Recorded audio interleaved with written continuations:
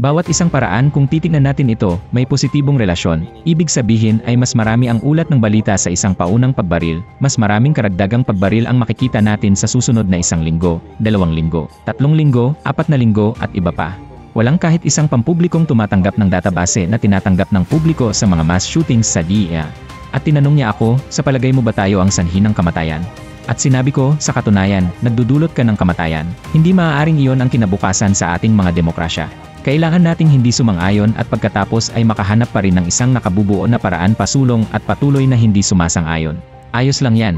At pagkatapos ay nagpapalitan kami ng aming mga ideya. Ang mga malawakang pag-atake sa pampublikong lugar, kabilang ang mga paaralan, ay tumataas na alalahanin sa maraming bansa. Nakakaalarma ang mga numero. At marami sa atin ang nagtatanong ng isang simpleng tanong. Ano na ang nangyayari sa ating mundo ngayon? At gayon pa man, magiging ligtas ba tayo sa mga pampublikong lugar? Maaari ba tayong maging ligtas tungkol sa pagpapadala sa ating mga anak sa paaralan? At ano ang papel ng media sa lahat ng ito? Masaya kaming narito ni Tali upang talakayin ngayon ang paksang ito sa aming plataporma, kasama ang isang kilalang mananaliksik sa larangang ito, si Michael Jeter. Hello, Michael. Hi, Carolina. Maraming salamat sa pagkakaroon mo sa akin. Isang kasiyahan at isang karangalan ang makapunta dito. Hello, Michael. At ikalulugod naming makasama ka rito, at salamat sa pakikipanayam na ito. At hayaan mo akong ipakilala ka sa ilang sandali sa aming madla. Kaya si Michael ay isang naugnay na propesor ng economics sa Universidad ng Kanlurang, Australia. At si Michael ay may kahangahangang bilang ng mga siyentipikong papel sa iba't ibang mga paksa, at kasama ng mga ito, napakasakit at malupit na mga paksa ng paksa at mga pampublikong issue. Kaya alam namin na ang ilan sa iyong trabaho ay talagang nakatuon sa sakop ng media, ng mga malawakang pag-atake. At nang makita namin ang mga papel na ito, ang unang tanong na mayroon kami, tulad ng, bakit hindi mas maraming tao ang nagsasalita tungkol dito? Ngunit una sa lahat, gusto naming malaman kung bakit ka nagsimulang mag-imbestiga sa paksang ito, at kung ano ang nag-udyok sa iyo na talagang malalim na sumabak sa isyong ito. Iyon, magandang tanong yan. Kaya sa palagay ko nagsimula akong maging interesado dito mga 10, 12 taon na ang nakalipas o higit pa. At ako, tulad ng marami sa inyo, marahil ay medyo nabigla lamang sa sensationalist media coverage na marami sa mga kaganapang ito ay nakukuha sa maraming bansa. Kaya tumira ako sa Liyila at nakikita ko ito sa mga balita doon. Ako ay mula sa Germany original. Nakikita ko ito sa mga balita doon.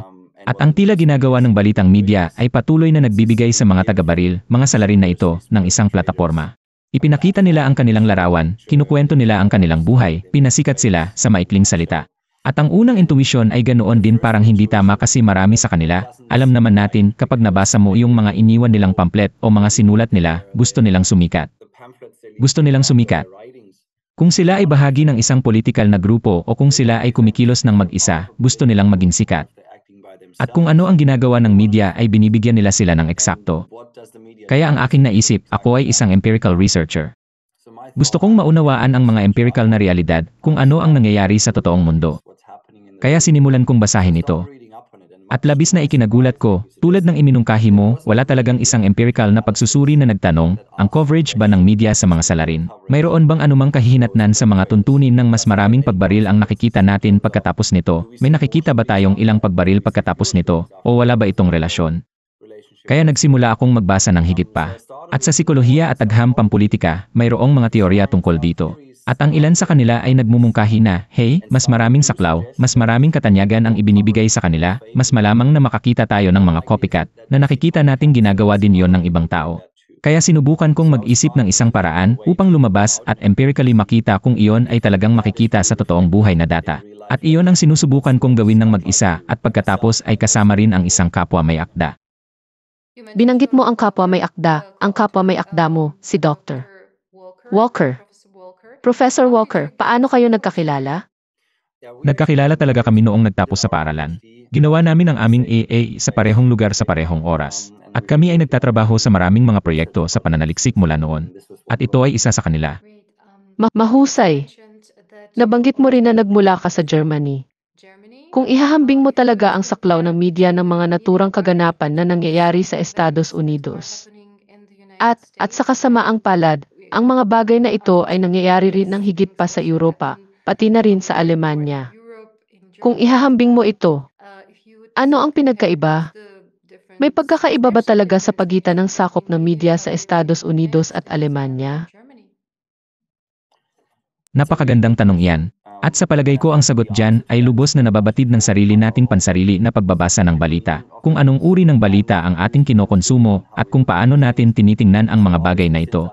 Kaya malinaw naman, dahil nagsasaliksik ako sa paksang ito, iba ang pagtingin ko sa mga balitang iyon at aktibong sinusubukan kong hanapin ang mga artikulo ng balita tungkol sa mga paksang ito at sinusubukan kong tukuyin ang mga pattern.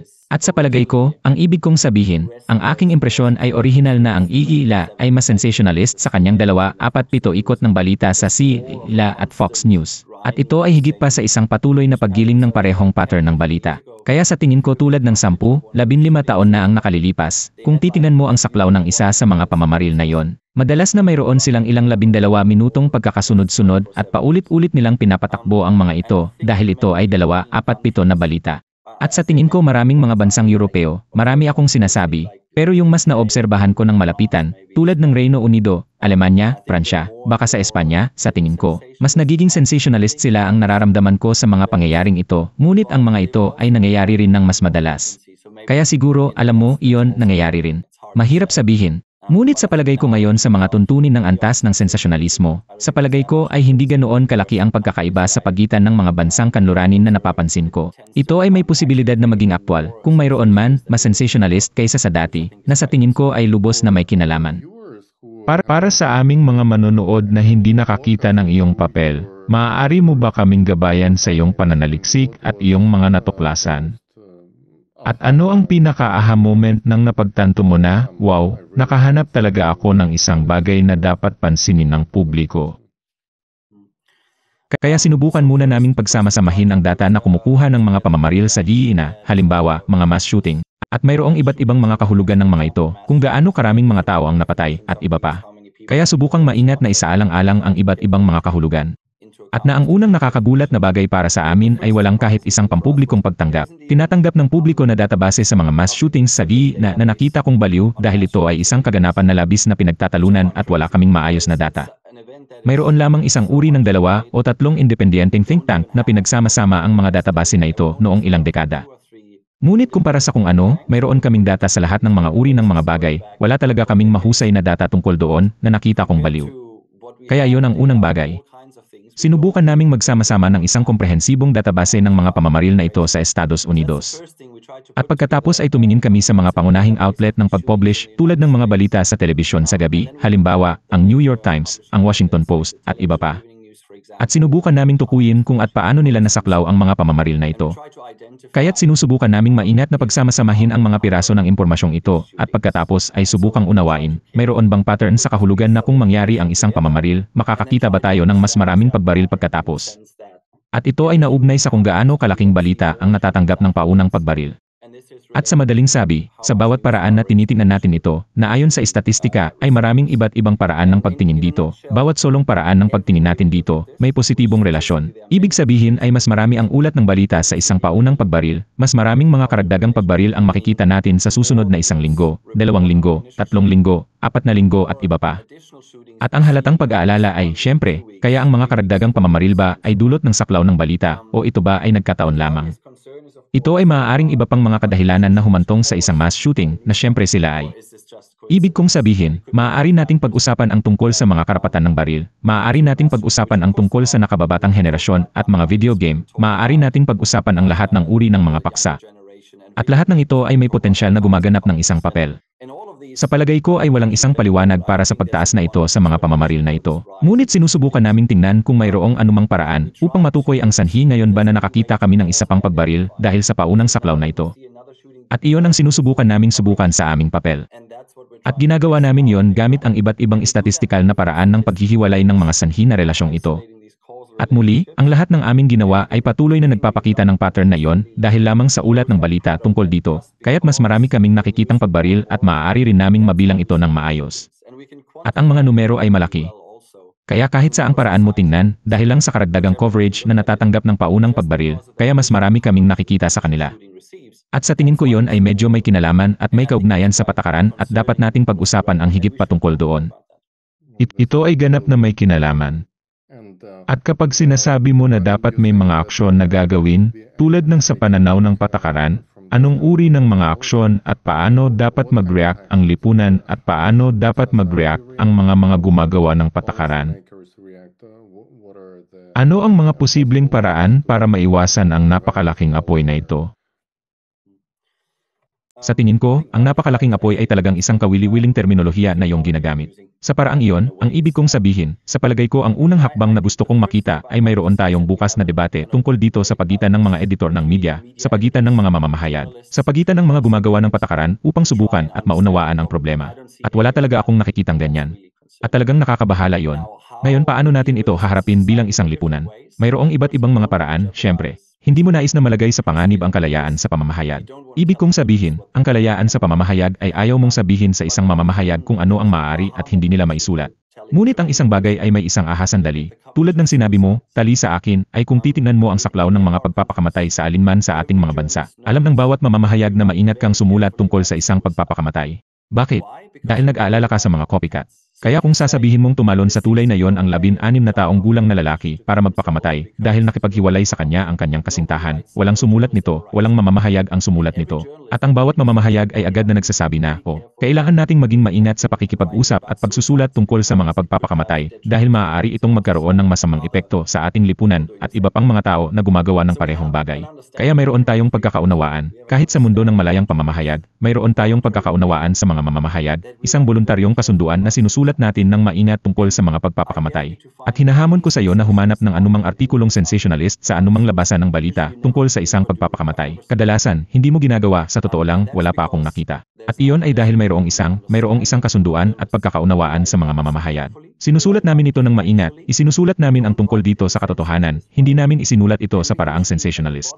At karaniwan naming sa ibaba ng mga artikulong iyon ay nakakakita ka ng mga helpline para sa mga taong nahihirapan sa kalusugan ng isip at iba pa. Kaya ang punto ko ay nakahanap tayo ng paraan na ang komunidad ng media ay nakahanap ng paraan upang harapin ang paksang ito na ganap na voluntaryo at ganap na nagtutulak sa sarili at hindi lumalabag sa kalayaan sa pamamahayag. Kung saan nauunawaan ng bawat mamamahayag na ang ilang mga kaganapan ay naiba lamang kaysa sa iba at kailangan nating maging maingat sa pag-ulat tungkol dito. Kaya hindi ko sinasabi na dapat nating ilapat ang isang ito sa isa sa mga pampublikong pamamaril. Ngunit sa palagay ko ito ay isang mahusay na panimulang punto upang maunawaan ng mga mamamahayag. Sandali. Dapat kong isulat ang tungkol dito ng iba dahil maaaring magkaroon ito ng mga negatibong kahihinatnan sa ating lipunan kaysa sa iba pang mga kaganapan. At sa tingin ko yon ay magiging isang magandang panimulang punto. At mula doon, sa tingin ko, magiging lubos na nakabubuo upang makita kung ano ang nagagawa ng mga gumagawa ng desisyon sa iba't ibang mga domain. Ang mga gumagawa ng patakaran, mga editor ng media, ang publiko at iba pa, pati na rin ang mga negosyo. Kaya sa tingin ko yon ay isang magandang panimulang punto na gusto kong makita. At mula doon, sa tingin ko ay makakahanap tayo ng mga solusyon bilang ating mga lipunan upang harapin ito. Ngunit sa sandaling ito, wala akong nakikitang iyon na lubhang nakakabahala. Kaya kapag sinasabi mo ang sensasyonalismo, ano ang eksaktong ibig mong sabihin doon? Paano ito naiiba? At ano ang nakikita mong nakakapinsala sa paraan ng pagpapakita nito? Mayroon bang tiyak na panimulang punto kung saan makikita mo talaga na dito ang lahat ng ito ay tumaas ng husto? Well, iyon ay tulad ng ilang talagang kawili-wiling mga katanungan. Isang panimulang punto kung saan ito lumaki sa tingin ko ay mahirap i-pin down. Sa tingin ko sa maraming dumain at paksa ay nakakita kami ng mas nakakagulat na pag-uulat ng balita. Kaya't hindi lamang pagbaril, ngunit maraming iba pang mga domain. At ito ay uri lamang ng likas na katangian ng kung paano umunlad ang media sa nakalipas na 20 taon, sa palagay ko, ay bahagi nito. Ngunit sa tingin ko kapag nagkaroon ng napakakongkretong mga talakayan, sa palagay ko 7-8 taon na ang nakalilipas, ang Le Monde sa Pransya ay aktwal na nagsabi sa publiko, hindi na sila maglalathala ng mga larawan ng mga taga-baril, at hindi na nila pangalanan ang kanilang mga pangalan. Alin ang uri ng isa? Sa psikolohiya, iminumungkahi ng isang sangay ng pananaliksik. Kung magbibigay tayo, kung ipapakita natin ang kanilang mga larawan at ipinakita natin ang kanilang mga pangalan, binibigyan natin sila ng katanyagan na gusto nila, pinapasikat natin sila. At saka sinabi ni Le Monde, okay, putulin na lang natin yon. Dahil hindi naman iyon sa pampublikong interes ng mga balita, maliban na lang kung ang bumaril ay tumatakbo pa sa isang lugar kung saan mo gustong mag-publish ng larawan para makilala ng mga tao ang bumaril. Kung ang bumaril ay nakunan o patay sa yugtong iyon, walang halaga ng impormasyon sa pagkakakita sa mukha. Baka maging interesado ako dito dahil bilang isang manonood, kaya gusto kong malaman ang higit pa tungkol sa kwento. Ngunit ang purong nilalamang impormasyon, ang purong nilalaman ng balita ay minimal sa yugtong iyon. Kaya't ginawa na nila ang desisyong iyon sa panahong iyon at nagdulot ito ng isang out. Tulad ng karamihan sa mga labasan ng balita sa buong Europa ay may komento tungkol dito. Sinuportahan nila ito, ngunit karamihan sa kanila ay mariing kinondena ito at nakita ito bilang isang pag-atake sa kalayaan sa pamamahayag. Ngunit may mga nasasalat na paraan kung paano mo maiisip kung ano ang maaaring pigilan muna. Kaya, halimbawa, ano ang tumutukoy sa isang sensationalist na elemento ng balita kumpara sa isang elemento ng balitang nagbibigay kaalaman? Well, kung marinig mo ang tungkol sa kapatid na babae ng taga-baril at kung paano 5 taon na ang nakalipas sinabi niya na siya ay talagang isang mabait na tao, ito ba ay may kaugnayan sa pagbuo ng kwento? Parang hindi naman. Sa isang paraan, ang kahulugan ng kung ano ang sensationalist at kung ano ang hindi ay subjective. Ngunit sa tingin ko karamihan sa atin ay nakakakita ng isang bagay na sensationalist. Napagtanto natin ito kapag nakita natin ito. Ito ay hindi talaga sentral sa kasalukuyang nilalaman ng balita, ngunit sa halip ay clickbait at, naku, gusto kong makita yon. At sa isang paraan, ito ay gumuguhit sa interes ng tao at mga impulses na gusto nating malaman kung ano ang nagbunsod sa taong iyon na gumawa ng isang bagay na napakasama. Ngunit sa tingin ko maraming mga bagong segment na maaari nating ituro kung saan natin tinitingnan ang mga ulo ng balita at ang artikulo at walang impormasyong nilalaman ng balita. Gumuhit lamang ito sa sensationalist na pagnanasa ng mga tao na mag-click dito at subukang alamin kung ano ang dahilan kung bakit ginawa iyon ng halimaw na ito. At sa palagay ko, muli, na magkakaroon ng talakayan sa mga tao sa media, mga editor ng media, at sabihin, saan tayo kukuha ng linya? Anong gagawin natin? Ano ang hindi natin ginagawa? Halimbawa, kailangan ba nating i-publish ang larawan ng taong iyon sa pangunahing pahina at patanyagin siya? At kadalasan ay siya.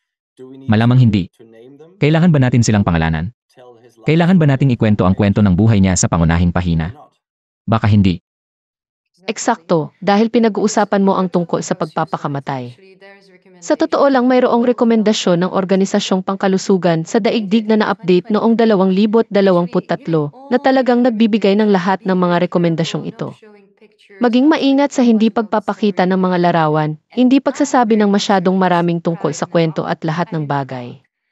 At labis akong nag-aalala dahil ngayon ay nasa Prague ako at noong nakaraang taon ay nagkaroon ng unang malaking mass shooting sa kasamaang palad, mga pamamaril sa paaralan. Kaya talagang mga bata, estudyante, kabataan, guro at alam mo, ang saklaw, ang sakop ng media na nakikita natin ay lahat, alam mo, lahat ng mali na iyong pinag-uusapan ngayon. Pero larawan, kwento, motibo, sa totoo lang alam mo, ano ang kanyang intensyon na gawin ito muli, parami na may partikular na media na sinasaklaw sa lahat ng oras. Kaya talagang iba ang kultura, ang etika ng media sa iba't ibang bansa. At gusto kong malaman kung mayroon ka bang larawan kung ano ang nangyayari, halimbawa, sa bagay na ito sa Australia. Ang sitwasyon ba ay tungkol sa mass shooting sa Australia? Iba ba? Kaya buti na lang at hindi kami nagkaroon ng mass shooting kamakailan. Meron sila.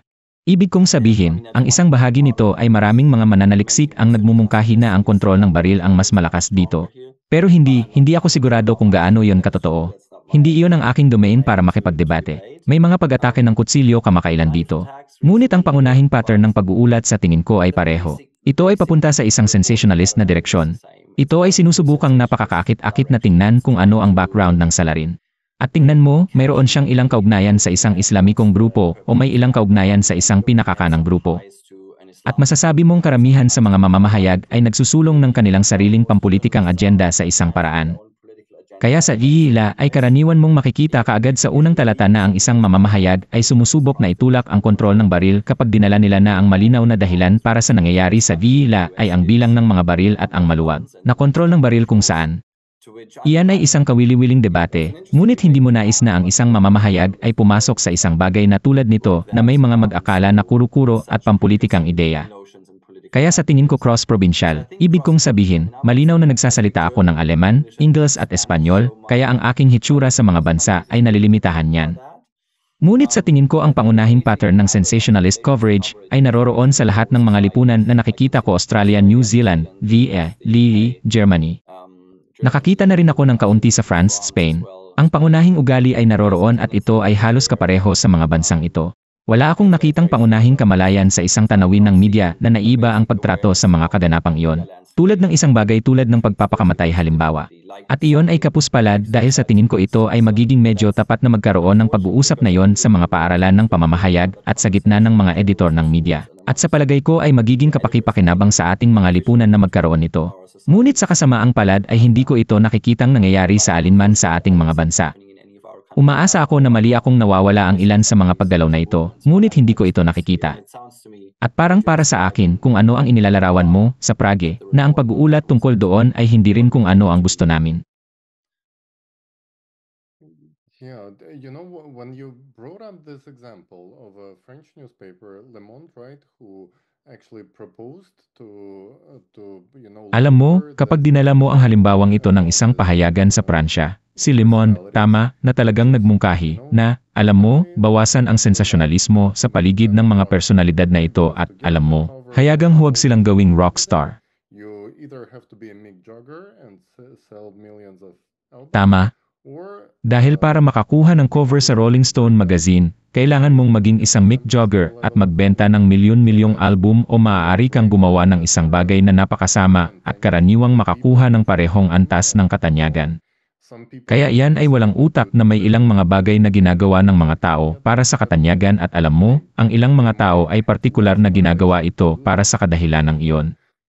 so and Kaya kung alam nilang hindi nila makukuha ang katanyagan na iyon, maaaring mas mababa ang motibasyon nilang gawin ang mga bagay na ito. negative. And the justification Tama, was kaya. freedom of At gayon pa man sinasabi mo, ang reaksyon mula sa press ay labis na negatibo at ang katwiran ay kalayaan sa pagsasalita. justify Paano makatuwirang bigyang katwiran ang paglikha ng mga bagong krimen nang may kalayaan sa pagsasalita kapag ito ay direktang nakakapinsala sa lipunan? argument Tulad ng kung paano ang argumento na ito, kahit pumasa sa larangan ng media. media field, like how Tulad ng paano ito hindi nakakakuha ng pang-aalipusta mula sa publiko at mula sa mga mamamahayag na talagang may ilang uri ng dignidad. Napakagandang tanong yan. Kaya sa oras na inilathala ko ang aking unang papel tungkol dito, mayroon akong kaunting mga pag-uusap sa mga mamamahayag at ito ay lubhang kawili-wili. Bawat isa sa kanila, sa sandaling inilabas ko ang halimbawa ng pagpapakamatay, pumunta sila, syempre iba ang pagpapakamatay. Parang, kaya syempre iba ang shooting at dapat iba ang iniisip mo tungkol dito. Ang dahilan kung bakit sa tingin ko ay walang diskusyon at debate tungkol dyan ay dahil sa palagay ko ay walang pampublikong presyon tungkol dito. At kami, alam mo, kami ay tao, nagpapatuloy kami sa kung ano ang ginagawa namin noon. Kung ako ay isang mamamahayag at sa nakalipas na 10 taon ay nag-uulat ako sa isang tiyak na paraan, at dahil lamang sa isang uri ng mananaliksik na nagsasabing ito ay maaaring masama, hindi ko babaguhin ang aking pattern, lalo na kung ang mga mamamahayag sa paligid ko ay ginagawa pa rin ang parehong bagay. Kung ako lang ang dyaryo na hindi gumagawa ng ganyan, malamang iniisip ng dyaryo na iyon na tayo ay parurusahan ng ating mga mambabasa o ng ating mga manonood kung ito ay isang istasyon ng NAIE, kaya kailangan, sa tingin ko, sapat na pampublikong panggigipit upang sabihin na ang mga editor ng media ay mas mahusay na mag-isip tungkol sa isang bagay upang matugunan ito sa loob ng mga hangganan ng malayang pananalita. At gamit ang mga halimbawa tulad ng pagpapakamatay, sa tingin ko ay ang pinakamahusay na halimbawa sa mga tuntunin ng mga paksa kung saan, agad naming naintindihan na mahalaga kung paano namin ito iulat. At ang empirical at theoretical na ebidensya na mayroon tayo sa mga tuntunin ng mass shootings na ito ay malakas na nagtuturo sa teoryang iyon na totoo, na kapag mas marami kang nag-uulat tungkol dito, dahil lang doon, mas marami kang makikita sa kanila. Sa katunayan, kung sa tingin mo ay ganoon, ang ilang mga tao, lalo na ang mga mamamahayag sa isang lugar, alam mo, kayong mga estatistika at, alam mo, maaari mong manipulahin ang mga numero at lahat ng bagay na ito. Ngunit iniimbitahan ko kayong tingnan ang ilan sa mga bumaril na iyon at kung ano ang naiwan nila sa mga tuntunin ng pagsulat. Ang ilan sa kanila ay tahasang nagsasabi, ang mas maraming tao ang aking pinapatay, mas ako ay magiging sa spotlight. Tahasang sinasabi nila yon at pagkatapos ay lumabas sila at pumunta sa isang paaralan o sa isang mall at pumatay ng maraming tao. At nasabi na nila, yun ang gusto nila. Gusto kong sumikat. Gusto kong makuha ang recognition na hindi ko nakukuha sa totoong buhay. At marahil ako ay binubuli sa paaralan o may iba pang nangyayaring mali o mayroon akong mga problema sa kalusugan ng isip o nagkaroon ako ng mga problema sa aking pamilya. Gusto kong sumikat at ganyan ako sumikat. Kaya't nag-iisa, tulad ng kung hindi ka naniniwala sa alinman sa mga estatistika, iyon lamang ang dapat magbigay sa iyo ng pag-pause at pag-isipan, maghintay ng 1 minuto, dapat tayong gumawa ng isang bagay tungkol dito. Ngunit sa palagay ko, upang masagot ang iyong tanong, kailangang magkaroon ng panggigipit ng publiko sa mga saksakan ng balita na tumawag ng mga uri ng pag-uulat at pagkatapos ay magkakaroon ng pag-uusap tungkol dito.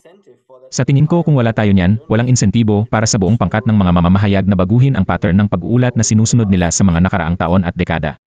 At wala tayong pampublikong pressure sa ngayon, sa tingin ko, sa alinman sa ating mga bansa. Iyan ay isang napakagandang punto, sa totoo lang. Kaya nga ginagawa namin itong panayam para madagdagan itong pampublikong pressure. At marahil din ang punto ay hindi talaga naiintindihan ng publiko ang pagkakaugnay na ito, tulad ng ginagawa mo ngayon, dahil sigurado ka na ngayon na mayroong sanhi ng epekto. Higit pang paglalathala. Higit pa. Sa mas maraming pag-publish, lumilikha kami ng higit pang mga umaatake. Ito ay malinaw na at batay sa ebidensya.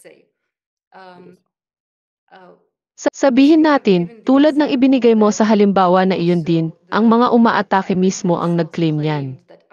Gusto kong sumikat. Okay, ano pang ebidensya ang kailangan ng media? Kami bilang publiko, kailangan namin ng higit pa. Kailangan nating malaman ang higit pa tungkol sa pagkakaugnay na ito. Kaya ang tanong ko, ano ang sakop ng media ng mga resulta ng iyong pananaliksik? Sa totoo lang, Magandang tanong yan. Kaya mayroong iba't ibang uri ng mga mamamahayag, ang ilan ay talagang hiniling na mas maunawaan ito. At naramdaman kong sa ilang mga pag-uusap, ito ay isang nakabubuo na pag-uusap kung saan sinabi nila, tulad ng, iyon ay isang bagay na dapat isipin. Ngayon, kung ginawa nila yon sa susunod na 3, 6, 12 na buwan, hindi ko alam. Ngunit ang iba ay napaka-defensive. Parang, alam mo, ayon lang sa mga linya ng, sa iyong mga estatistika, maaari mong ipakita ang anumang gusto mo at lahat ng bagay na yon. Ibig kong sabihin, naaalala ko ang isang mamamahayag na labis na nagulat dito at tinanong niya ako, sa palagay mo ba ay nagiging sanhi tayo ng kamatayan? At sinabi ko, sa katunayan, nagdudulot ka ng kamatayan. At pagkatapos ay kagad. Ngunit malayang pananalita. At ngayon naglalagay ka, sinisisi mo ako bilang laban sa bumaril. Siyempre may kasalanan ng bumaril. Hindi natin kailangang pag-usapan yon. Ngunit mayroon kang kapangyarihan. May kapangyarihan ang isang mamamahayag. Kung makakakuha ako ng plataporma ng pagsulat sa New York Times, may kapangyarihan ako. At sa tingin ko, napakalinaw nito sa lahat ng domain. Talagang, sa isang bahagi, iyon ay mabuti, ngunit may kapangyarihan ay may responsibilidad. Ibig sabihin kailangan mong magmuni-muni. At tulad ng sinabi mo, kung ang dami ng ebidensya ay napakalakas na ang ilang uri ng pag-uulat, ay may napakanegatibong kahihinatnan sa ating lipunan, sa palagay ko. Responsibilidad mong mag-react at isaalang-alang iyon at isipin kung paano ka makakagawa ng mas mahusay. Kaya sa kahulugan na yon, medyo nabigo ako sa mga mamamahayag sa nakalipas na ilang taon at kung paano walang nagbago. Sa katunayan, kung mayroon man, ito ay lumala marahil sa mga tuntunin ng pagkakaroon ng mas sensationalist coverage. At magandang itanong kung saan magsisimula at kung paano pagulungin ang bola. Sa tingin ko ang pampublikong presyon sa mga mamamahayag at pagtawag nito. Kapag nakakita ka ng malinaw na sensationalist na coverage ng isang kaganapang tulad nito, sa tingin ko ito ay mahalaga. Talagang, sumasang-ayon kami sa iyo at sa buong layunin ng paggawa namin ng mga panayam at pagsisikap na maakit ang atensyon ng mga tao sa responsibilidad ng pagkonsumo at pagbabahagi ng impormasyon. Dahil para sa sensasyonalismo at pagkuha muli ng katanyagan, ang mga taga-baril ay nagnanais ng katanyagan at ang mga mamamahayag na gumagamit sa kanila upang lumikha ng isang kahindik-hindik na kwento ay nais din ng katanyagan. Kaya sa paraang hindi lamang sila gumagawa ng isang katulad na krimen sa pamamagitan ng paglikha ng higit pang mga pamamaril, ngunit sila ay hinihimok din ng parehong motibo sa isang paraan.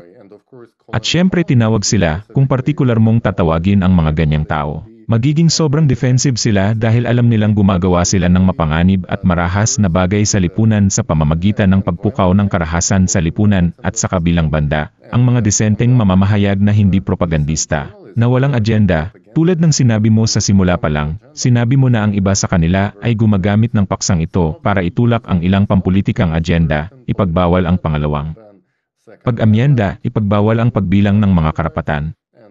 At pasensya na, kung tinitingnan natin ang mga bansang may pinakamahigpit na batas sa baril. Bagamat nakita namin si Shinzo Abe na inaatake, sa Japan, halimbawa, na may pinakamahigpit na batas ng baril. Nakita namin ang mga pamamaril sa paaralan at pag-atake ng kutsilyo sa mga bansa sa Central sa kanlurang Europe kung saan hindi ka makakakuha ng mga baril.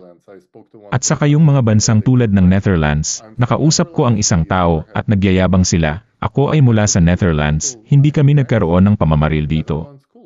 Ang kailangan ko lang gawin ay mag-google ng mga pag-atake ng kutsilyo sa mga paaralan sa Netherlands. At hindi ba ito ang parehong bagay? tulad ng kung ano ang pagkakaiba. At karaniwang parehong pag-atake, ang bilang ng mga biktima ay napakataas din. Nakita ko na ito sa silangang Europa. Ang buong kilusan noong sa mga social media network, noong unang bahagi ng taon 2000 doon nagsimulang lumitaw ang mga fan club na hindi ng Backstreet Boys at Sing at Britney Spears, ngunit ng paggalaw ng Columbine. At para sa akin nakakagulat. Tulad ng paano ito isang bagay na maaari mong hangaan, luwalhatiin. At pagkatapos ay nalaman kong may mga aklat na isinulat tungkol dito sa mga lalaki mula sa Columbine. Mayroong, alam mo, ang lahat ay nakadetalye hanggang sa isang pagkain nila noong umaga. May mga costume ng cosplay, para sa Halloween, may mga theme parties at excuse me, pero ano ang ginagawa natin? Ngunit ang tanong na gusto kong itanong sa iyo ay kapag dumaan ka sa isang artikulo at sinabi mong lahat tayo, kami ay tulad, alam mo, ang mga tao sa pangkalahatan ay maaaring makilala ng mga tao ang pagitan ng sensasyonalismo at nagbibigay kaalaman sa pamamahayag. At kapag tinitingnan mo ang mga artikulo, nakita mo ba o marahil ay nagsaliksik ka sa kung anong porsyento ng saklaw ang malusog, nagbibigay kaalaman, at ilang porsyento ang talagang sensasyonalismo? At napagmasdan mo ba ang bahaging ito? Isa akong ekonomista sa pamamagitan ng pagsasanay at gusto naming malinaw na tukuyin ang mga bagay. At dahil napakahirap tukuyin mula sa teksto, ito ay sensationalist at ito ay impormasyon. Hindi namin nagagawa ng eksakto kung ano ang hinihiling mo sa amin, ngunit nag-browse ako ng daan-daan, marahil libo-libo ng mga artikulong ito, at kung hihilingin mo sa akin na tukuyin ang 1%, masasabi kong 80% sa kanila ay sensationalist. Ibig kong sabihin, ito ay isang magaspang na uri ng hulaan ang pagtatantya na inilagay ko. Karamihan sa kanila ay, saan, kung babasahin mo ang mga ito, mayroon bang karagdagang impormasyong nilalaman kumpara sa iyong isinulat kahapon? Hindi naman. Kaya, halimbawa, sa konteksto ng terorismo, tiningnan ko ito sa isang punto, at ang mga taong tulad ni Osama bin Laden ay hindi kapani-paniwalang sikat. Hindi kapani-paniwalang sikat. Ang New York Times ay nahuhumaling sa lalaki. At tiningnan ko lang kung gaano kadalas, ilang artikulo ang pinag-uusapan nila tungkol sa kanya. At sa ilang taon ay higit pa ito sa nangungunang 10 ng pinagsama-samang listahan ng mga kilalang tao sa Forbes. Kaya isipin mo, ito ay baliw. Binigyan nila ang Al-Qaeda at Osama bin Laden ng isang plataporma na hindi pa nagagawa sa kasaysayan. Walang uliran. At iyon mismo ang gusto niya. Alam namin ang kanyang mga komunikasyon. Iyon mismo ang gusto niya at ibinigay nila yon sa kanya. Kaya may karagdagang twist kapag pumunta ka sa mga grupong marahas sa politika at terorismo sa mga tuntunin ng mass shootings. Ngunit alam namin na gusto nilang lahat ang katanyagan at nakukuha nila ito. Kaya para masagot ang iyong tanong, walang paraan na masasabi mo sa akin na kailangan mong magsulat ng 10,000 artikulo sa isang taon na lahat ay tungkol kay Osama bin Laden at iyon ay nagbibigay kaalaman. Walang paraan. At alam mo, ang ilan sa mga ito ay kung gaano karaming mga pusa ang mayroon siya noong bata pa siya. At kailangan ba nating malaman yon? Tulad ng, kailangan ba nating malaman kung ano, para saan ang kanyang lola, para sa almusal? Ibig kong sabihin, marami lang sa kanila kung saan, tulad ng sinabi mo, tinitingnan namin ito at agad naming napagtanto na ito ay sensationalist.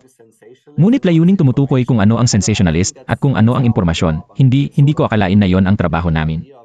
Ibig kong sabihin, maaari mong tingnan ito at makakuha ng magandang ideya tungkol dito. Ngunit sa palagay ko ay alam ng isang mamamahayag. Tulad ng, kung makikipag-usap ka sa isang mamamahayag hindi sa pamamagitan ng mikropono, ngunit sa isang beer, alam nila na iyon ang kanilang propesyon, at ang kanilang propesyon ay sa isang bahagi upang mag-uri-uriin ang mga bagay-bagay na medyo mas malaswa at makakuha ng uri ng mga nakakagulat na sandali doon. Ngunit tila sa konteksto ng mga pamamaril, ito ay ganap na nawala sa kamay at pagkatapos ay ang pinaka-nakababahala ay malinaw naman na ito ay may mga negatibong kahihinatnan.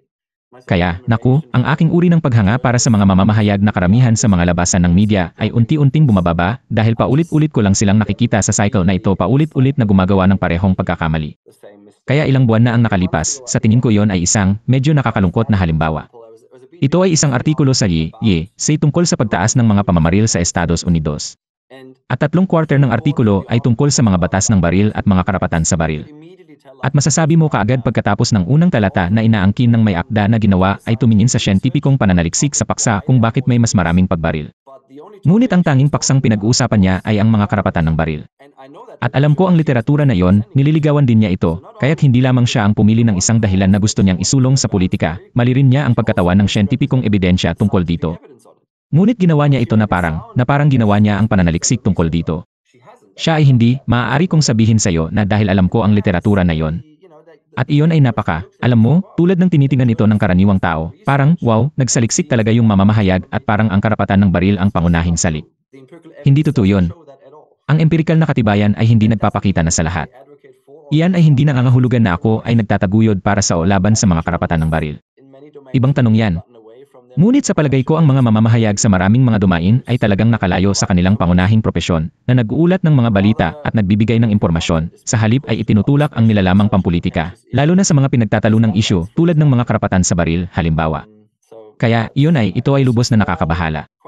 At ang ibig kong sabihin, mayroon akong 2 anak, ang ibig kong sabihin ay ang ilan sa inyo ay maaaring may mga anak at ang ibig kong sabihin ay iyon ang ganap na bangungot na sa paaralan nyo may kaganapan na ganyan. At ito ay patuloy na nangyayari ng higit pa at higit pa. Kaya sa tingin ko kailangan nating agarang maghanap ng mga solusyon dito. At iyon ay nagsasangkot hindi lamang sa pag-uusap tungkol sa pag-uulat ng balita, kundi pati na rin sa iba pang pinagbabatayan ng mga salik na ito ng mga humiwalay na miyembro ng mga lipunan na pagkatapos ay napunta sa paligid ng pag-isip tungkol sa isang bagay na tulad nito. Maraming mga kadahilanan na nag-aambag sa pagtaas ng mga pagbaril sa palagay ko. Talagang. Karaniwang pagkatapos ng bawat kaganapan, ang buong lipunan, pagkatapos na bombarduhan ng naturang nagpapalaking kristal ng, alam mo, sa pagtingin sa kaganapang ito ay nagbabahagi lamang ng takot sa buong lipunan. Isa ito sa mga pinakamahusay na paghahambing ay tulad ng alam mo, medieval French na paraan ng pagpapahirap at pagpatay sa mga tao na tinatawag na mga kriminal. Sa gitnang plaza ay isang malaking pulutong ang nagkukumpulan at lahat sila ay nanonood kung paano nahiwalay ang ulo sa katawan ng isang tao na malamang ay inosente. Ito ay edad ng terorismo sa France at ang pagkilos ng terorismo, ang pagkilos ng pagpatay sa tao ay naglalayong hindi para parusahan ang tao, ngunit upang itaas ang takot sa lipunan. At ang lipunan ay kailangang matakot sa mga otoridad. At ngayon ay nakikita natin ang kinahinatnan ng naturang sakop ng media sa nakalipas na 20 taon. Ang patuloy na pagpapalaki ng takot at sindak sa lipunan. Sa ngayon, hindi mo kailangang magtipon ng mga tao sa gitnang plaza at panoorin silang may pinapatay. Maaari ka lamang maglunsad ng malawakang kampanya ng terorismo sa pamamagitan ng media. At ito mismo ang tinatawag na sensasyonalismo, at pagkatapos ay ituro muli sila sa maling kaaway para sa layuning pampulitika upang bigyan sila ng maling sagot, tama ba? Sabi nga nila, bawat problema ay may sagot na simple, diretsyo at mali. Talagang hindi totoo, tama ba? At binigyan kanila ng takot sa kanilang takot sa pamamagitan ng sakop ng media, at itinuturo kanila sa maling bagay upang magalit. Kaya ang mga taong taimtim na nag-aalala tungkol sa kanilang mga anak ngayon, ay may malaking tensyon sa pagtaas ng lipunan dahil naiintindihan ng mga tao na kailangan nating protektahan ang ating mga anak. Ngunit ang tanging sagot na ibinigay ay hindi, para sa iyo, magkaroon ng isang malusog na larangan ng media kung saan ang mga bata ay hindi mabobomba ng ganoong impormasyon, ngunit upang ituro sa kanila ang mga batas ng baril. Ituro ang lahat ng iyon. Iyan ang tanging paraan na dapat kang tumugon sa bawat isa sa mga bagay na ito. At kung hindi ka magre-react sa ganitong paraan, inaakusahan ka ng pagiging basically pro sa mga ganitong kaganapan para sa pagpapatuloy ng mga ganitong kaganapan na lumilikha ng matinding tensyon sa lipunan. Kaya kung isipin kung gusto kong sirain ang lipunan mula sa loob at gawin ang mga tao na mapuot sa isa't isa, hindi ba ito ay isang perpektong instrumento para gamitin? Nakikita mo ba ang negatibong epekto sa lipunan at paghihiwalay at salungatan sa lipunan dahil sa paggamit ng mga naturang artikulo? Maaari mong pag-usapan ng matagal ang tanong na yon. Ibig kong sabihin, isang obserbasyon na sa tingin ko ay ang marami sa mga paksang ito ay naging napakapolitika na kailangan mong tumugon ng may damdamin. Kaya kung hindi ko sinusuportahan ang kontrol ng baril, kung gayon ay hindi ko nais na protektahan ang mga bata. Nagiging emosyonal agad. Bagamat dapat tayong magkaroon ng isang makatuwirang debate tungkol sa, narito ang problema, tumataas na bilang ng mga pamamaril at pag-atake ng kutsilyo at lahat ng mga pampublikong pagpapakita ng karahasan. Paano tayo makakalaban dito? Okay, ano ang sinasabi ng ebidensyang siyentipiko? Para silang 3, 4, 5 kandidato ng mga potensyal na dahilan. Maaaring ito ay isang kombinasyon ng mga ito ay nasa trabaho. Maaaring ito ay higit pa sa iba. Maaaring may iba pa na hindi pa natin alam. Ngunit sa palagay ko ay wala tayong siyentipikong plataporma ng pag-uusap tungkol dito, isang nakabubuo, makatuwirang plataporma ng pagsisikap na pagsama-samahin ang mga ideya. Maaaring ito ay karapatan ng baril. Hindi ko alam. Siguro may papel ang mga karapatan ng baril. Ang ebidensyang empirikal ay hindi ganoon kalakas tungkol dito, ngunit hindi ibig sabihin na hindi ito isang kadahilanan. Maaari naming dalhin ang lahat ng ito sa talahanayan, debate kung ano ang maaari naming gawin sa kung aling domain, at kung saan mayroon kaming empirikal na ebidensya, kung gaano ito katibay, at iba pa. Ngunit hindi namin ginagawa yon. Gumagawa kami ng mga emosyonal na argumento tungkol sa, kailangan namin ng mga karapatan sa baril, kailangan namin ng mga karapatan sa baril at lahat ng ito, o iba pa, anuman ang iyong sariling pampulitikang agenda. Kaya dapat magkaroon tayo ng makatwirang batayan para pag-usapan ang mga potensyal na solusyon sa mga problemang ito. At ito ay napaka-emosyonal na mga kaganapan. Kaya mahirap iwanan ang emosyon sa mga solusyon sa patakaran sa mga problemang ito. Iyon ang unang bagay. Ang iba pang pananaw na nakita kong hindi ka panipaniwalang insightful ay mula sa isang sosyologo ng taong 70 talaga. At ang iminungkahi niya ay iyon. Kunin natin ang isang halimbawa noong ikaw ay teenager. Naglagay ka na ba ng gum sa ilalim ng iyong mesa, sa paaralan? Baka nagawa mo na. Bakit mo ginawa yon?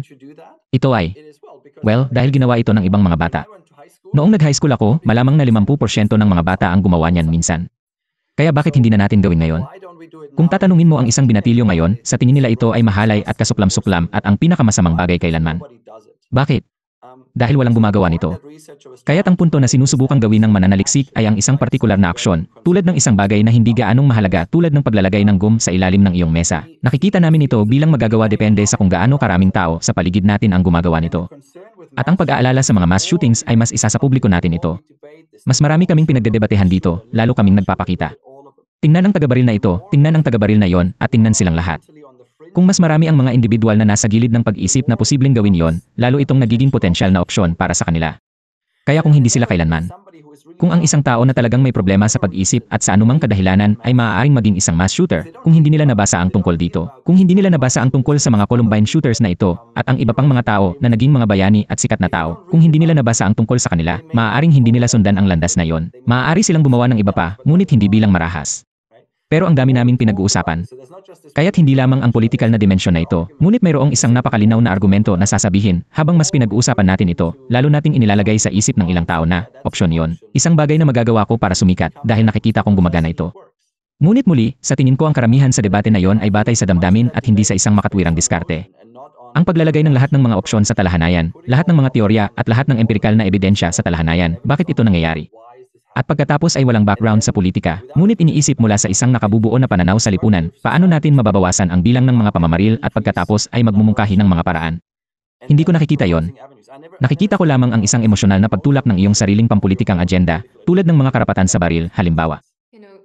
Alam mo, nabanggit mo na talagang ang pagiging posible o ang pakiramdam ng pagiging posible ay gumaganap ng isang papel at ito ay isa sa mga kadahilanan na dapat isaalang-alang. Mayroon ding isang opsyon na isipin lang iyon kung walang ganoong sensasyon, sakop ng media tungkol sa mga pinagsamang ito at lahat ng bagay. Maaaring mayroon ding opsyon para sa mga umaatake na ito na umunlad sa normal na paraan. Siguro kung walang ganoon, alam mo, nakakalaso na larangan ng impormasyon, baka sila ay umunlad sa normal na paraan at magkaroon ng normal na buhay. Gayon din ang pagpipiliang ito ay. Hindi namin alam. Hindi namin alam. At meron. Binanggit mo talaga ang artikulo ng BHC. Alam mo, pagbaluktot ang data, ang aktwal na ebidensya, basta, alam mo, nanonood sa problema ng mga baril. Ito ay isang halimbawa ng, alam mo, na wala ng responsibilidad.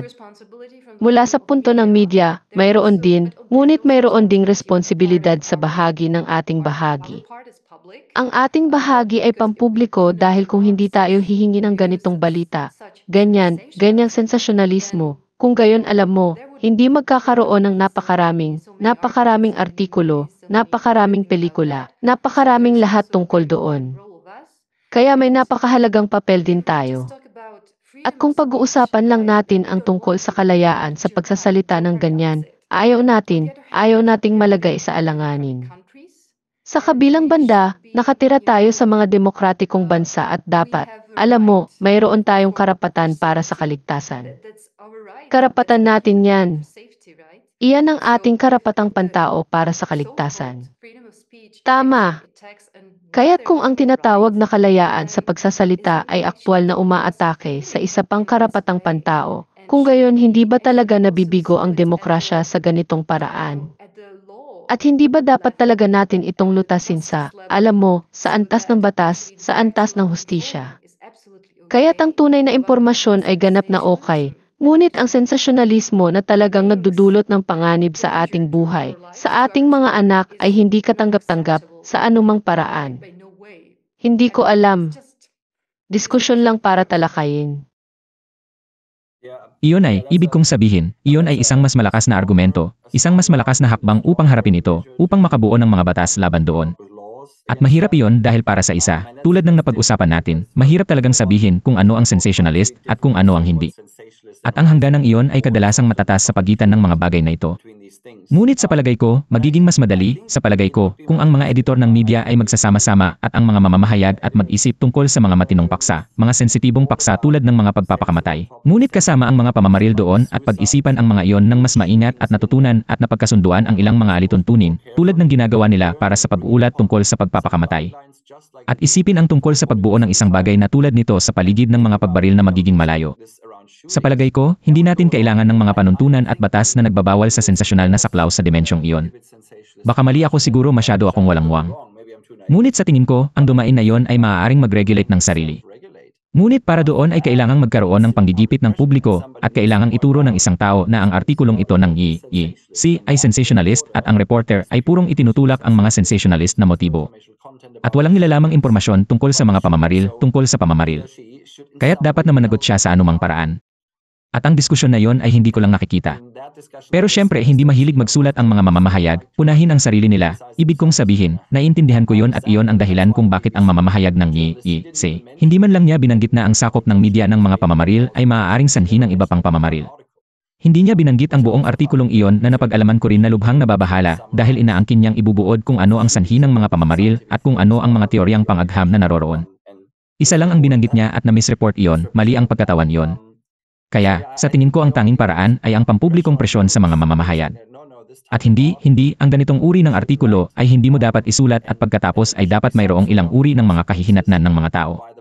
Siguro para i-boycott ang isang labasan ng balita, hindi ko alam, ngunit isang bagay na iniisip ko kung mayroong isang grupo na nagsasama-sama na kahit papaano ay nagpapakilos sa pagkilos ng publiko. Sa palagay ko iyon ang pinakamahusay na paraan upang makabuo ng ilang presyon sa mga mamamahayag na gawin silang muling pag-isipan, dahil hindi ko iniisip na magiging napakahirap para sa kanila na gawin yon. Ngunit sa ngayon ay walang political will ng mga mamamahayag na gawin yon, sa abot ng aking masasabi. Talagang. At nakita namin ito sa mga sensitibong paksa. Kapag nagsimula ang mga tao, alam mo, pinag-uusapan ng ilang mga sensitibong punto sa social media, lumikha ng isang malaking pangangailangan sa lipunan para sa ilang mga bagay at pagkatapos ay sa mga labasan ng media, kailangan nilang mag-react. Kung hindi, ang mga tao ay mag-unsubscribe, magkansela ng subscription, at iyon lang. At iyon ang pinakamahusay na demokratiko, kapitalistang paraan ng impluensya at mga bagay. Ikaw, pumasok ka ng sama-sama at ikaw, bumoto ka gamit ang iyong mga dolyar o libra o anumang pera, euro na mayroon. At iyon ang pinakamahusay na paraan. Ngunit upang magawa iyon ay dapat mayroong isang uri ng katibayan, tama ba? At napunta kami sa iyong pananaliksik at natulala lang kami. Tulad dito, narito ang siyentipikong ebidensya. Nakakita ka na ba ng anumang katulad na mga gawa o maaaring mga artikulo o iyon ay isang magandang halimbawa sa pahayagang Pranses. May nakita ka bang ibang tao na nag-aalala kaysa sa pagsisikap na dalhin ito para sa talakayan sa pampublikong entablado? Kaya isang reaksyon dito sa Australia. Nakipag-usap ako sa ilang mamamahayag at binigyan nila ako ng isang halimbawa na napaka-espesipiko sa Australia na nakita kong kawili-wili. At iyon ay tungkol sa mga away sa bar, sa totoo lang. Kaya ang Australia ay isang dating kolonya ng Britanya, so maraming mga labanan sa bar, yan ang joke ko sa mga British. Pero maraming mga away sa bar at ang madalas na nangyayari ay may nasuntok mula sa likod sa kanilang leeg at pagkatapos ay nahulog at nabali ang kanilang leeg na lubhang mapanganib. At iyon ay talagang madalas na nangyari sa nakaraan. At kung ano ang karaniwang tawag dito ay sa tingin ko ay isang hari, king hit, na ginagawang ito. Alam mo, ang tinamaan ng hari ay napakahusay at uri ng ito ay isang marangal na bagay na gawin, ngunit ito ay hindi tama. Tulad ng kung mag-away ang dalawang tao at atakihin ka mula sa likod, medyo duwag iyon. Kaya sinabi sa akin ng dalawang mamamahayag na sila ay mga radio reporter. Meron silang radio shows at pinalitan lang nila ang pangalan niyan. Hindi na nila ito tinawag na King Hit, ngunit tinawag nila ito, sa tingin ko, suntok ng duwag. At ang kanilang punto ay, at sila ay kumbinsido na ito ay may epekto, na ang mga tao ay ginagawa ito ng mas kaunti dahil ito ay mayroon na ngayong isang pangalan na hindi masyadong elegante at marilag, ngunit isang uri ng isang duwag na suntok. Tama. At iminungkahi nila na ang wika lang na ginagamit namin tungkol sa mga taga-baril, kung paanong ang tawag namin sa kanila ay maaaring maging malayo. At ang kanilang ebidensya, syempre, napaka-anekdotal sa kahulugan na nakikita nila ang kanilang mga manonood at gusto nilang makita kung ano ang kanilang nakikita. Wala talagang siyentipikong katibayan, ngunit nakita kong medyo kawili-wili iyon. Kaya ang kanilang mungkahi ay hindi lamang ang dalas at kung gaano natin sila pinag-uusapan, ngunit kung paano natin sila pinag-uusapan. At sa halip na itaas sila at gawin silang uri ng nakakatakot na figura na ito, sa halip ay panlilibak sa kanila ang kanilang iminungkahi. Hindi ko nakita yon sa ibang mga bansa, sa ibang mga konteksto, ngunit hindi iyon nangangahulugan na wala ito. Maaaring hindi ko lang ito nakita, ngunit iyon ay ibang paraan ng pag-isip tungkol dito. Anong uri ng ahensya at anong uri ng aura ang ibinibigay natin sa isang taga-baril? Iyon ay hindi ka panipaniwala dahil, kaya ako ng maraming tao na gustong magyabang tungkol sa duwag na pagsuntok sa isang tao sa isang bar. Ipinakita mo ang halimbawa ng pagpapakamatay. Hindi pa ako nakakita ng pagluwalhati o alam mo, fan club ng isang taong nagpakamatay partikular sa kadahilan ng iyon. Tama. At kadalasan ng mga taong iyon ay hindi ipinakita sa paraang magpipilit pa rin na itulak ang ibang mga tao na gawin ito. Kabaligtaran yan ang nakikita ko kung saan-saan. Tawagan ang numerong ito kung mayroon kang ilang iniisip na makapinsala sa sarili. Hindi ko nakita kahit saan na tumawag sa numerong ito. Kung iniisip mo ang tungkol sa paggawa ng mass shooting o pagbaril sa paaralan, hindi ko pa nakita na ito ay dinala. Nakikita ko lang, gaya ng sinabi mo, ang pagpapalaki o pagluwalhati sa mga taong nakagawa na ng krimen. Kaya syempre, at alam mo, noong binabasa ko ang ilan sa mga artikulo sa paksang ito, nakakakita ako ng mga mapanghimasok na kaisipan mula sa mga tao. Tulad ng isinusulat nila sa kanilang mga tala-arawan bago gumawa ng mga krimen na talagang ayaw nilang gawin ito. Ngunit mayroon silang isang uri ng mga pag-iisip na hindi nila kayang labanan, na itinutulak nila silang gawin ang krimeng ito. Kaya't alinman sa isang bagay na psikolohikal o bilang isang virus, bilang isang malisyosong impormasyon, ang ilang uri ng programa ay nagsisimulang gumana sa kanilang isipan. At ang tanong, saan nila kinuha ang impormasyong ito? Paanong walang tumitingin doon?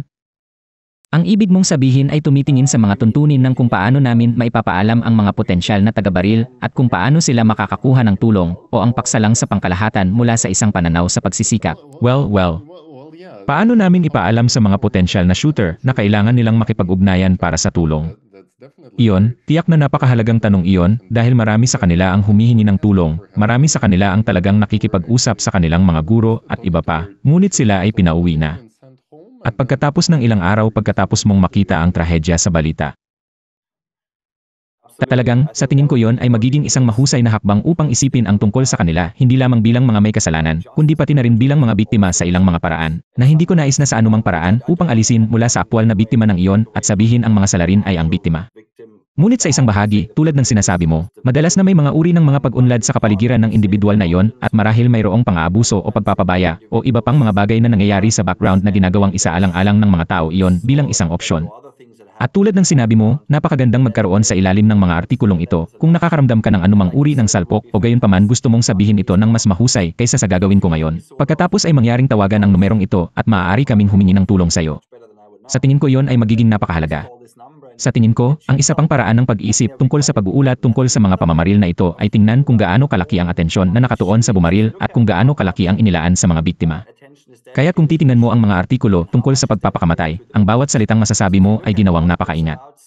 Ito ay tungkol sa biktima, ito ay tungkol sa pamilya, at kung paano sila sinubukang tumulong at kung gaano karaming mga tao ang naiwan at kung paano sila nabiktima at iba pa.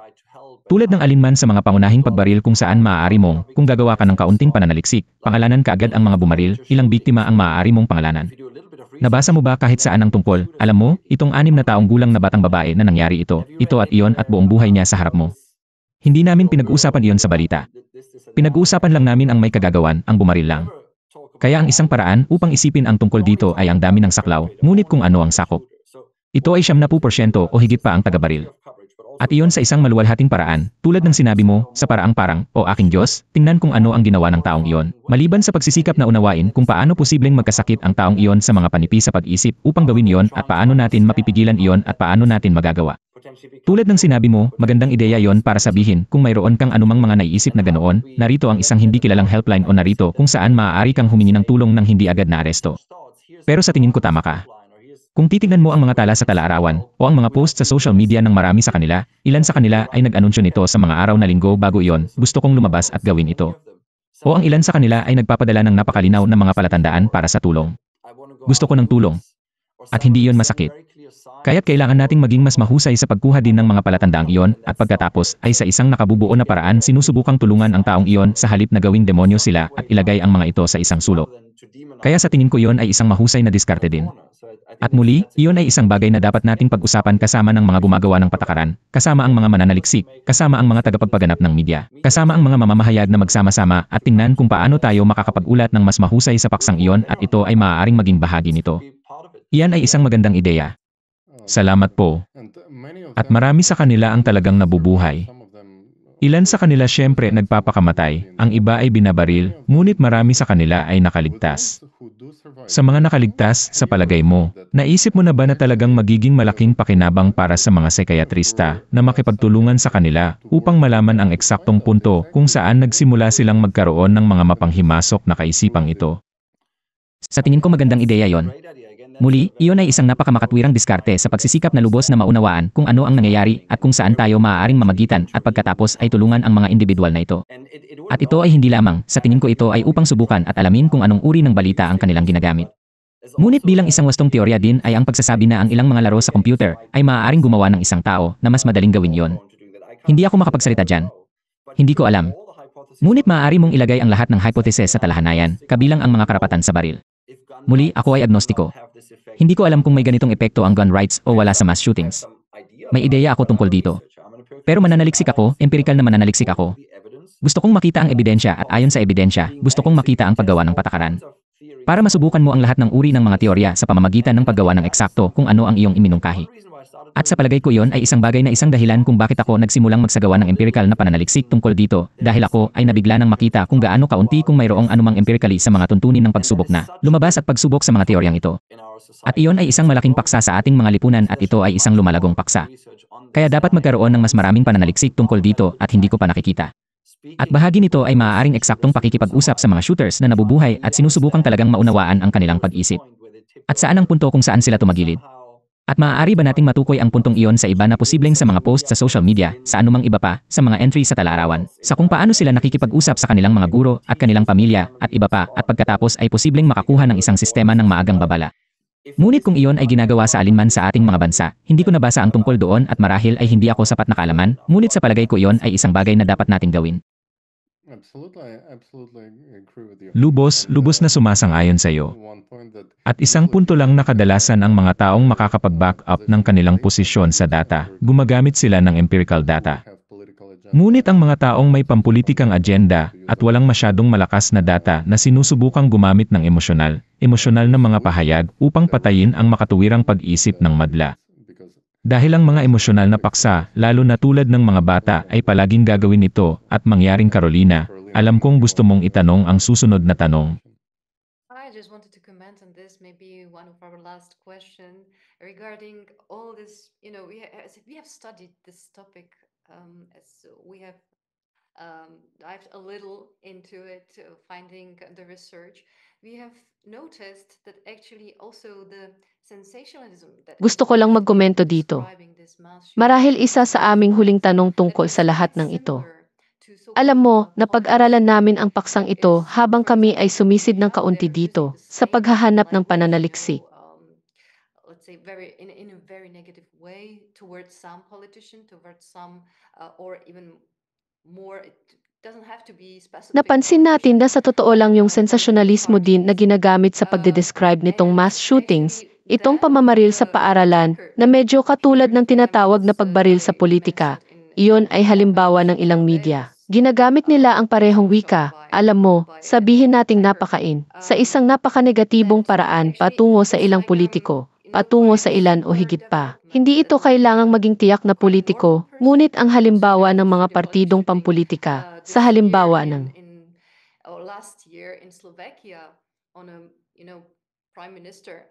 mga partidong pampolitika. Japan, si Shinzo Abe ay binaril ng isang umaatake na talagang ito ay katulad ng isang katulad na pag-unlad na tulad ng isang normal na tao. Nagkaroon din ng pamamaril, pagbaril sa politika ngayong taon, noong nakaraang taon sa Slovakia, sa isang punong ministro ng isang tao na lubos na ganap. Walang problema sa kanya bago at pagkatapos na napakaseryosong sakop ng media. Napaka-negatibong sakop ng media, nagpasya siya na ang tanging solusyon ng kanyang bansa para maging normal ay ang patayin ang punong ministro. At sinubukan niyang gawin iyon.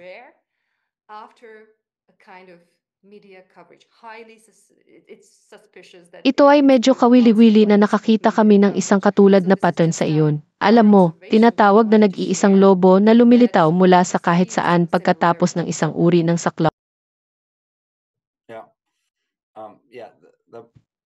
Ang background sa politika, iyon ay isang karagdagang layer ng komplikasyon.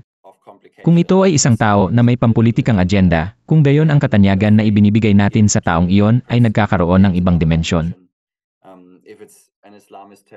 Kung ito ay isang Islamistang terorista o isang dulongkanang ekstremist o isang separatista o sinumang may malakas na political agenda sa likod nito, kung gayon may karagdagang dahilan kung bakit dapat tayong maging maingat sa pag-uusap tungkol sa kanilang background dahil iyon mismo ang gusto nila.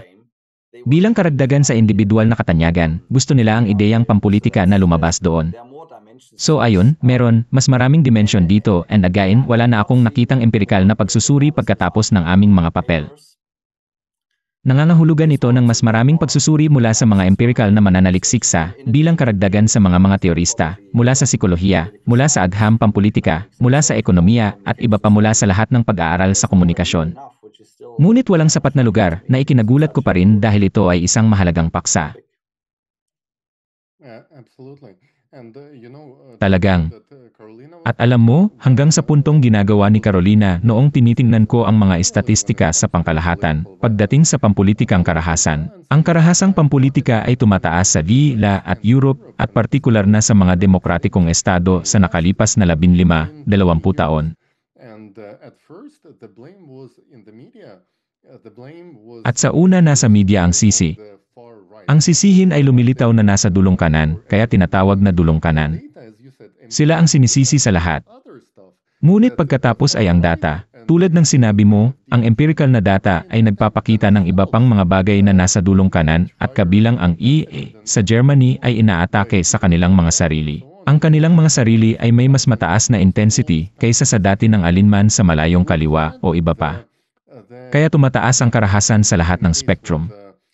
At kasama nito alam mo, kung sakaling may mga bumaril sa paaralan, nakikita natin ang pagluwalhati, kung sakali sa mga politiko. Nakakakita tayo ng parami ng demonisasyon hanggang sa puntong ang mga miyembro ng Kongreso ng IIA ay nakakakita na ngayon ng 10 beses na mas maraming banta sa isang taon kaysa 6 na taon na ang nakalipas kaya dati 800, ngayon 8,000 na.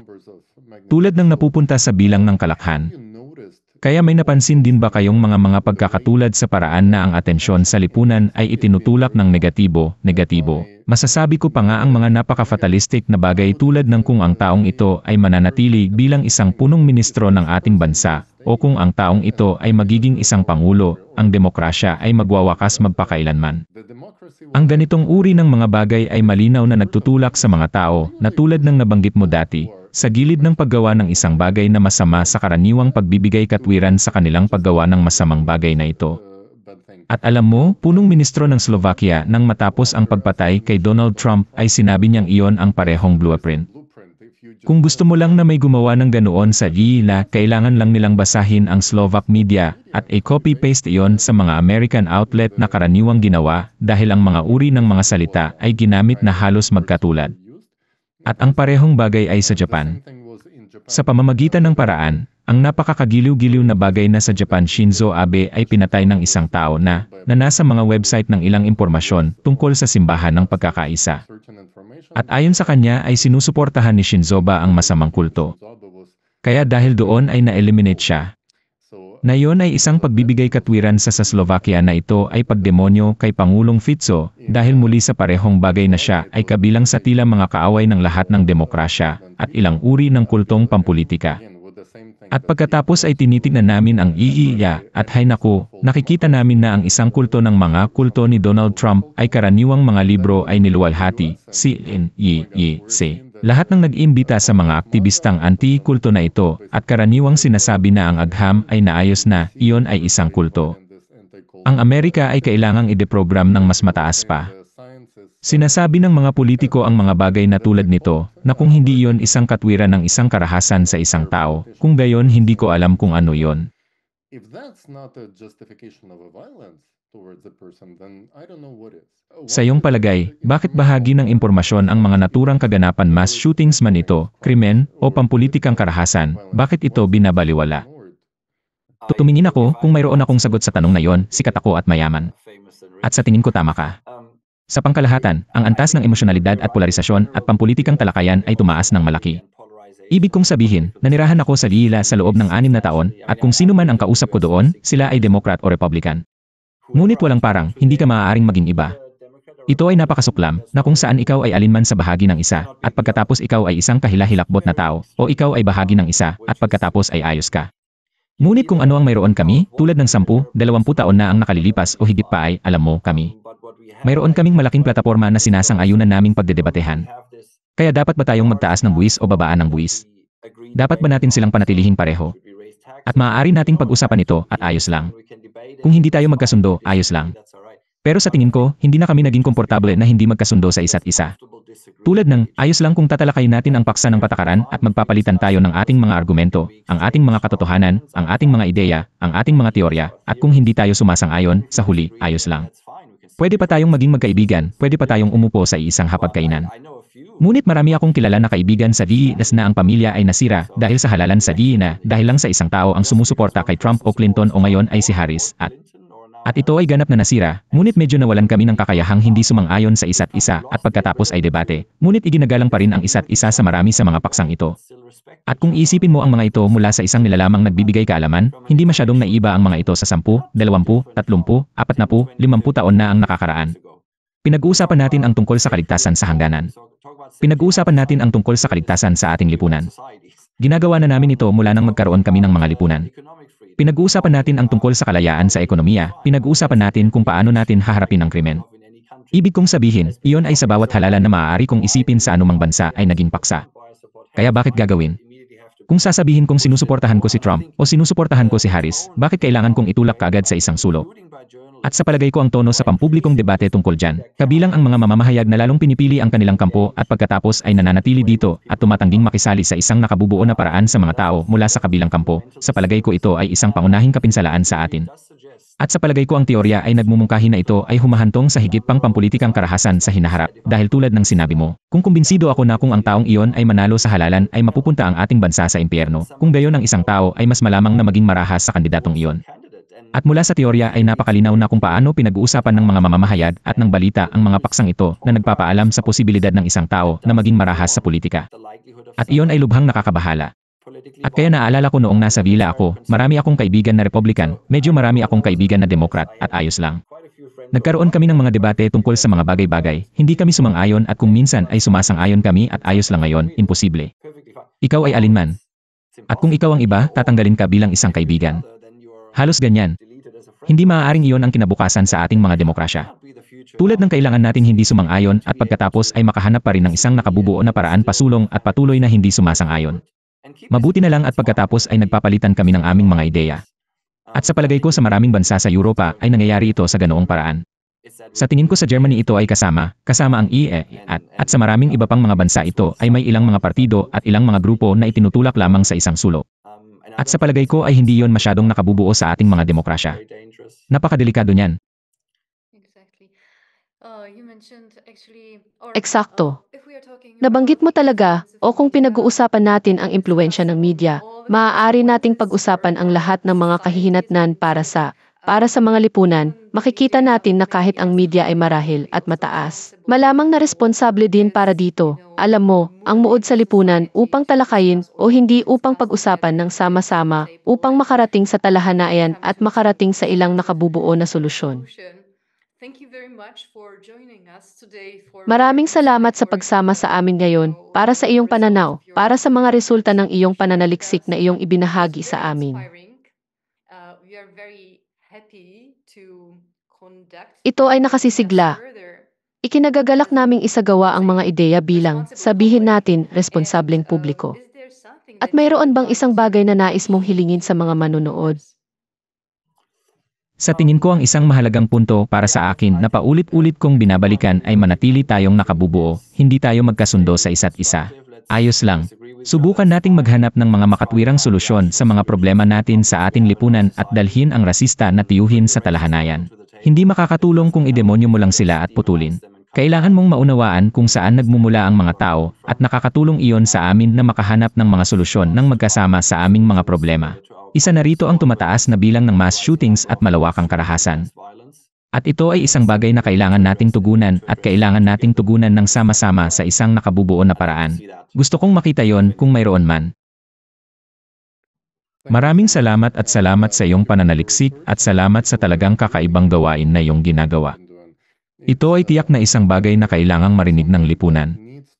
Naniniwala kami na maraming tao ang gustong marinig ito at hindi lamang ang iyong pananaliksik, ngunit ang hindi kapanipaniwalang mga halimbawa ng malusob na diskarte sa mga isyu at mga halimbawa ng malusob na paraan upang harapin ito.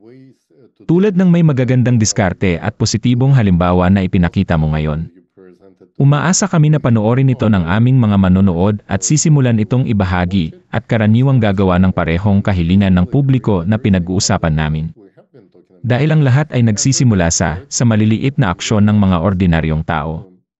Kaya maraming salamat sa pagsama sa amin, sa pagbabahagi ng impormasyong ito, at sa aming mga mahal na manonood, mangyaring sumulat sa seksyon ng komento sa ibaba ng iyong mga saloobin. Iyong mga halimbawa at marahil ay nakakita ka ng positibo o negatibong mga halimbawa. Ibahagi natin ang ating karanasan at alamin kung ano ang maaari nating gawin upang maging mas ligtas, malusog at maunlad ang ating sarili sa lipunan.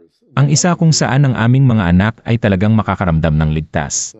Kaya Michael, maraming salamat sa pagsama sa amin at inaasahan naming makita ka sa aming mga panayam sa hinaharap sa iyong pananaliksik sa hinaharap. Sigurado akong magkakaroon ka, marami ka pang artikulong gagawin at marami pang artikulo sa pagsasaliksik na ilalathala.